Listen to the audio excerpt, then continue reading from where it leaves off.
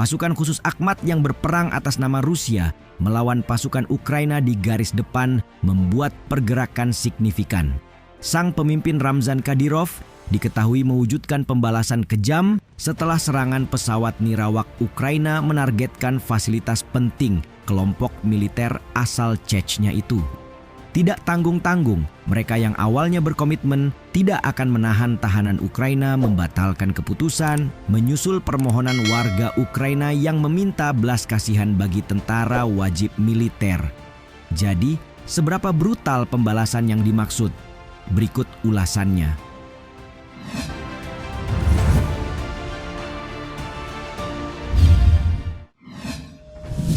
Bersumpah hancurkan Ukraina. Konflik Rusia-Ukraina memasuki babak baru setelah Kiev mengintensifkan serangan pesawat nirawaknya ke wilayah Rusia beberapa minggu terakhir. Namun, yang menjadi fokus di sini adalah serangan di wilayah selatan Rusia untuk pertama kali sukses bikin Ramzan Kadyrov murka, membuatnya tak sabar untuk segera membalas. Russia Today melaporkan Kadyrov mengumumkan pada Selasa 29 Oktober bahwa pesawat nirawak Ukraina menghantam Universitas Pasukan Khusus Rusia (RUS) di Gudermes yang menyebabkan atap fasilitas itu terbakar. Meski tidak ada korban atau cedera yang terjadi dan api dengan cepat dipadamkan, pemimpin Chechnya itu bersumpah untuk membalas dendam setelahnya. Kadyrov menegaskan bahwa Republik Chechnya tidak akan membiarkan insiden itu tanpa hukuman. Mereka telah menyerang kita, kita akan menghancurkan mereka, katanya kepada wartawan, sembari menyebut pembalasan itu seharusnya menjadi sesuatu yang tak pernah mereka bayangkan. Alhasil, unit-unit Chechnya yang bertempur melawan pasukan Kiev di garis depan kini akan melipat gandakan upaya mereka. Pun penduduk republik itu diminta untuk bergabung dengan pasukan Rusia di garis depan. Sebelumnya, Kadyrov menyatakan lebih dari 47.000 pejuang, termasuk 19.000 relawan, telah menjalani pelatihan di Universitas Pasukan Khusus Rusia sejak dimulainya konflik antara Moskow dan Kiev pada tahun 2022. Universitas Pasukan Khusus Rusia didirikan pada tahun 2013 atas inisiatif pribadi Kadyrov dan merupakan lembaga pendidikan swasta pertama dan satu-satunya di negara itu yang menyediakan pelatihan pasukan khusus.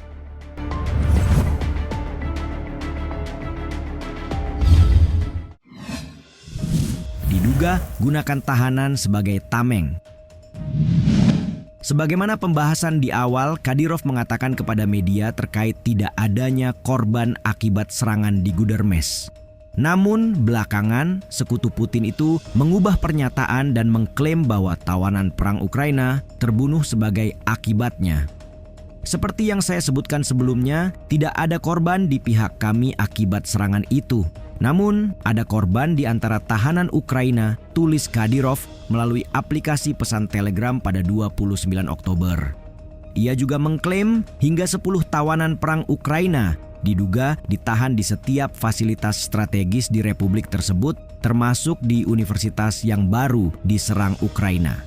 Alhasil, Kadyrov dituding membanggakan penggunaan tahanan Ukraina sebagai tameng manusia. Terbukti saat ia berkata, Kiev yang mencoba menyakiti kita membunuh tentaranya sendiri hari ini. United 24 media kemudian menulis dalam rilisnya, Kadyrov mengusulkan penggunaan tahanan sebagai tameng manusia. Padahal penggunaan tawanan perang sebagai perisai manusia secara tegas dilarang oleh Konvensi Jenewa 1929. Kiev Independent telah menghubungi Markas Besar Koordinasi Ukraina untuk perawatan tawanan perang untuk meminta komentar, tetapi belum menerima tanggapan hingga berita ini diterbitkan. Di sisi lain, sebuah sumber intelijen Ukraina mengatakan pada hari insiden, serangan pesawat tak berawak itu mungkin diluncurkan dari Republik Tetangga Dagestan atau Ingushetia, di mana keterlibatannya dikaitkan dengan perseteruan antara Kadyrov dan pejabat dari kedua wilayah tersebut.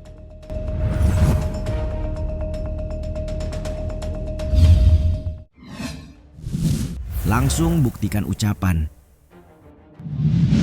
Tak sekadar mengancam, Ramzan Kadyrov membuktikan ucapannya saat berkata akan segera membalas kerugian di pihaknya. Seolah tak bisa menunggu, Kadyrov mengumumkan sehari kemudian bahwa Pusat Komando UAV Staf Umum Ukraina menjadi sasaran pesawat nirawak Kamikaze Grad 2 dalam 2 gelombang. Pemimpin Chechnya itu menggambarkan serangan tersebut sebagai tambahan dalam tanda kutip dan menyatakan serangan yang dimaksud sangat efektif. Sebab sedikitnya 9 prajurit Ukraina dinyatakan gugur, sedang 17 lainnya dilaporkan terluka. Mengapa disebut tambahan? Faktanya, militer Rusia telah melancarkan serangan pada target serupa, berikut pusat komando dan kendali pesawat nirawak yang diumumkan Kementerian Pertahanan Moskow dalam pengarahan mingguan pada hari Jumat. Mengutip sumber militer, Russia Today mewartakan gambar kerusakan yang dibagikan oleh mantan anggota parlemen Ukraina Igor Mosichuk. Gambar tersebut mengacu pada lubang besar di atap gedung staf umum yang klaim kerusakannya hanya terbatas karena amunisi gagal meledak. Lebih lanjut, Kadyrov mengakui serangan terhadap pusat komando dan kendali pesawat nirawak itu merupakan balasan atas serangan terhadap Universitas Pasukan Khusus Rusia di Chechnya.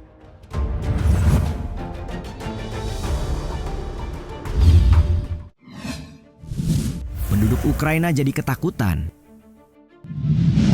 Pasca mengumumkan pencabutan perintah untuk tidak menangkap satupun prajurit Ukraina sebagai tawanan di medan perang, Ramzan Kadyrov langsung saja mendapat pesan dari ribuan warga Ukraina.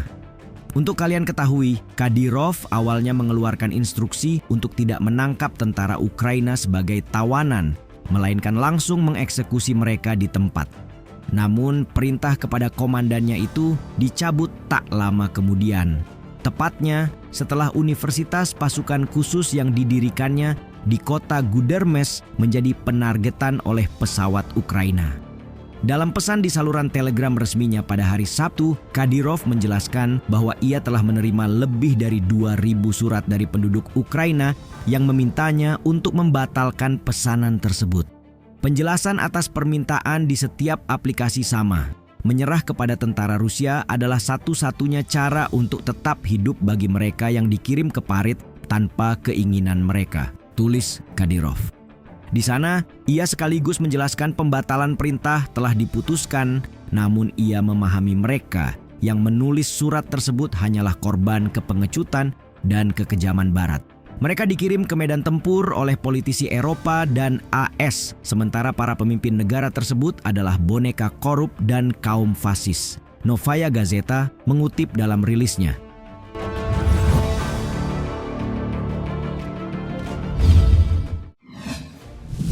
Kirim 84.000 pasukan ke Ukraina. Setelah mengklaim 19.000 relawan telah menjalani pelatihan khusus sejak perang pecah, Ramzan Kadyrov kembali dengan klaim terbaru melalui penjabaran angka yang ditingkatkan.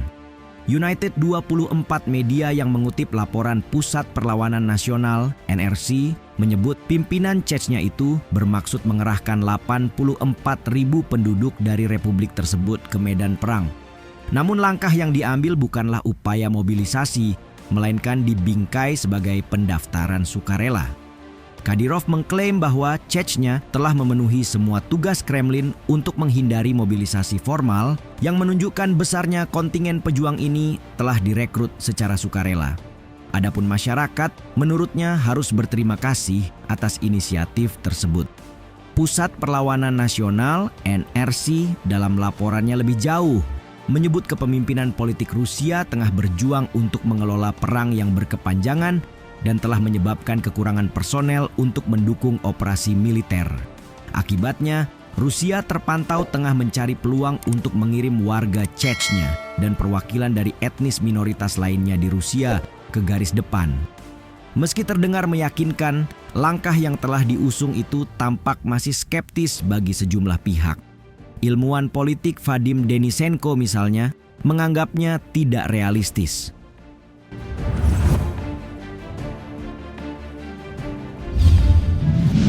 Meningkatnya keterlibatan Chechnya mengisyaratkan memobilisasi pasukan tambahan untuk memperkuat posisi, membingkai konflik tersebut sebagai hal yang penting bagi keamanan Rusia. Bagaimana pendapat kalian mengenai keterlibatan pasukan Chetnya yang membantu Putin di garis depan?